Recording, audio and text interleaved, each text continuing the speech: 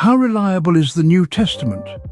A question that has sparked debate among scholars, historians, and theologians alike. A question that invites us to explore the intricate tapestry of history, faith, and scholarship. Our journey begins with an introduction to the illustrious scholars who have dedicated their lives to unraveling the mysteries of the New Testament. We meet Dr. Daniel B. Wallace, a leading authority in Greek and New Testament studies who has worked extensively on the dating and authenticity of New Testament manuscripts. There's F. Bruce, a biblical scholar whose work has significantly contributed to the understanding of the New Testament's historical accuracy. And then there's Dr. Craig, a renowned philosopher and theologian who has presented compelling arguments for the reliability of the New Testament. These scholars, among others, have wielded the tools of history, archaeology, and textual criticism to venture into the heart of the New Testament, unearthing evidence that sheds light on its reliability. In this exploration, we shall traverse the landscape of over 5,800 Greek manuscripts, some dating within a century of their original writing. We will delve into the historical accuracy of the New Testament, examining archaeological findings that corroborate scriptural accounts.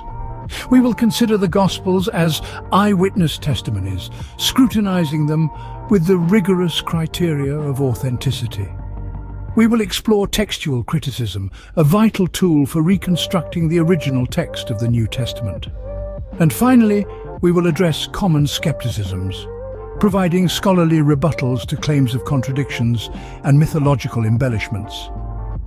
This is not just a journey through the pages of a sacred text. It is a journey into the heart of a question that has captivated minds for centuries. How reliable is the New Testament?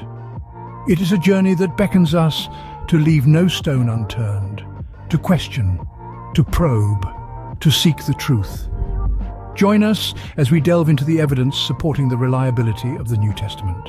One of the most compelling pieces of evidence supporting the New Testament's reliability lies in the sheer number of its manuscripts. Imagine, if you will, over 5,800 Greek manuscripts, some of which were penned within a century of their original writing. This astounding figure reflects not only the dedication of ancient scribes, but also the reverence bestowed upon these sacred texts. Dr. Daniel B. Wallace, a leading figure in biblical scholarship, has dedicated much of his career to the study of these fascinating artifacts. His work on Papyrus P52, for example, has provided us with remarkable insights. This tiny piece of papyrus, containing a portion of the Gospel of John, is believed to date back to the early 2nd century, placing it tantalizingly close to the lifetime of the Apostle himself. But let's put this into perspective. When we compare the New Testament to other historical texts, the difference is striking. Take, for example, Homer's Iliad, a cornerstone of ancient literature. Despite its fame, we have only 643 manuscripts of the Iliad. Though this is indeed a substantial number, it pales in comparison to the wealth of New Testament manuscripts. Moreover, the proximity of the New Testament manuscripts to their original writings is exceptional. Many of these texts were written within a few generations of the events they describe, a rarity in the ancient world. This close temporal relationship significantly enhances their historical value, as it reduces the likelihood of errors or embellishments creeping into the text over time. So, when we consider the quantity and age of the New Testament manuscripts, together with the scholarly work dedicated to their study, we find a compelling case for their reliability. These ancient texts provide us with a direct link to the early Christian world, offering an unparalleled glimpse into its beliefs, practices, and experiences. The New Testament surpasses other historical works in terms of manuscript quantity and proximity to the original writings. This wealth of evidence forms a solid foundation for our understanding of the New Testament's reliability and historical accuracy. The New Testament isn't just a religious text, it's also a historical document. It's steeped in historical context, and its accuracy is often scrutinized. A key figure in this field of study is F. Bruce, a biblical scholar who dedicated his life to investigating the historical accuracy of the New Testament. Bruce's work has made a significant contribution to biblical scholarship, particularly in relation to archaeology's role in affirming biblical accounts. One of Bruce's notable works, the New Testament documents, Are They Reliable?, explores the archaeological evidence supporting the New Testament. For instance, the discovery of the Pool of Bethesda, as described in the Gospel of John, lends credence to John's account. This site, once dismissed as a biblical invention, was unearthed in Jerusalem in the late 19th century, reaffirming the historical reliability of John's Gospel. Luke's Acts of the Apostles also offers compelling historical accuracy. Luke, a meticulous historian, presents detailed accounts of places, people, and events that align with other historical sources. Specific places and titles mentioned in Luke's account have been confirmed by historical research. For instance, the title Politarchs, used by Luke to refer to the city officials of Thessalonica, was initially met with skepticism. However, inscriptions bearing this title were later discovered, validating Luke's account. Furthermore, Luke's narrative of Paul's journey to Rome aligns remarkably well with what we know of first-century sea travel. His description of place names, landmarks, and the intricacies of Mediterranean navigation resonate with historical and archaeological findings. This level of detail and accuracy lends credibility to Luke's account, further solidifying the New Testament's historical reliability. In essence, the New Testament isn't a document that's been conjured out of thin air. It's a text that's deeply rooted in historical context. Its accounts align with archaeological findings and other historical sources, reinforcing its credibility and authenticity. The New Testament holds up under historical scrutiny. It's more than just a cornerstone of Christian faith. It's a significant historical document that offers invaluable insights into the social, political, and religious life of the first century. The Gospels, as some scholars argue, are not just stories, they're eyewitness accounts. You see, when we delve into the realm of historical research, it's critical to consider eyewitness testimonies. These testimonies, first-hand accounts of events, possess an unmatched authenticity that other types of evidence can't quite replicate.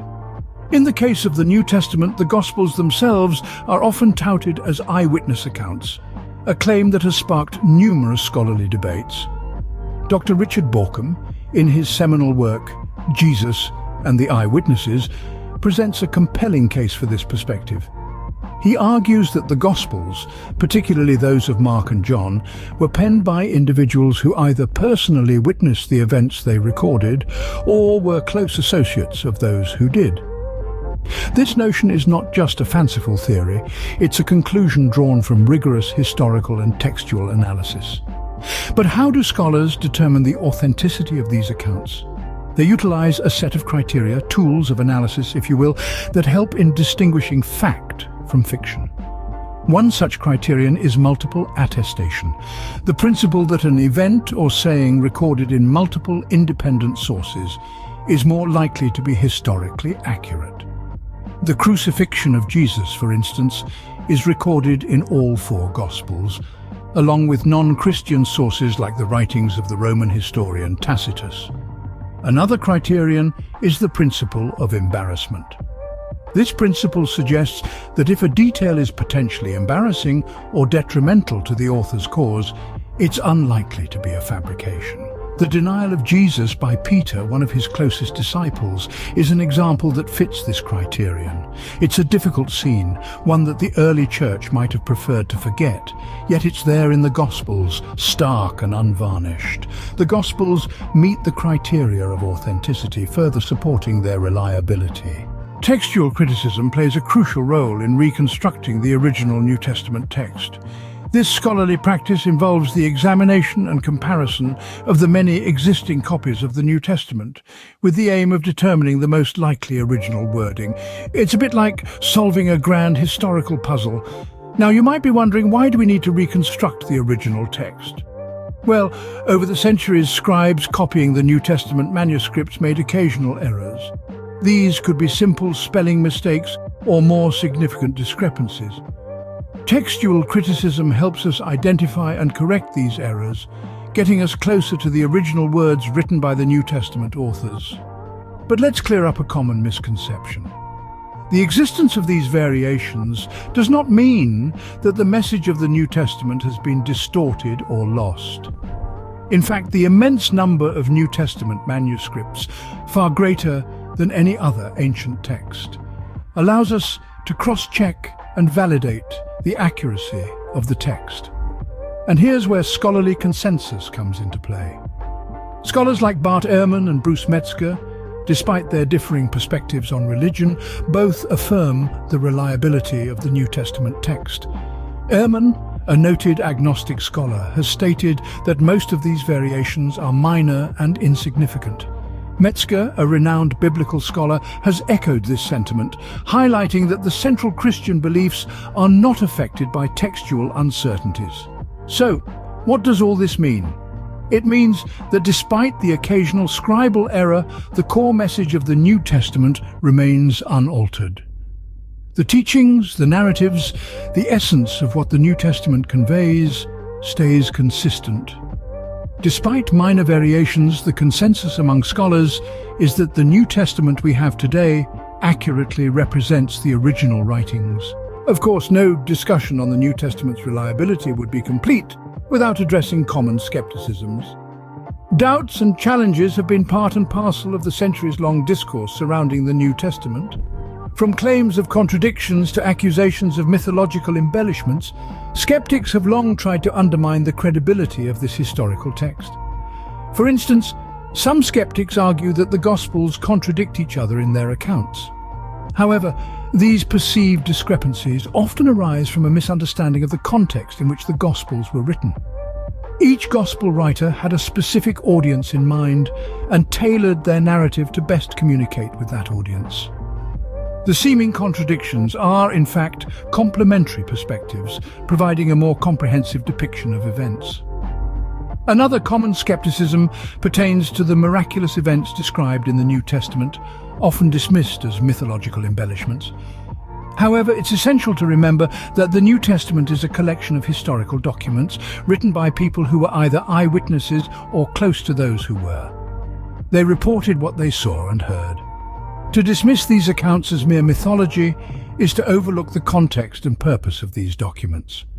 Scholars have provided robust rebuttals to these skepticisms. Lee Strobel, in his book The Case for Christ, meticulously examines the historical evidence for Jesus and provides compelling arguments for the reliability of the New Testament. Similarly, Craig Blomberg, in The Historical Reliability of the Gospels, addresses the criticisms and doubts raised about the Gospels and provides a scholarly, balanced view of their reliability.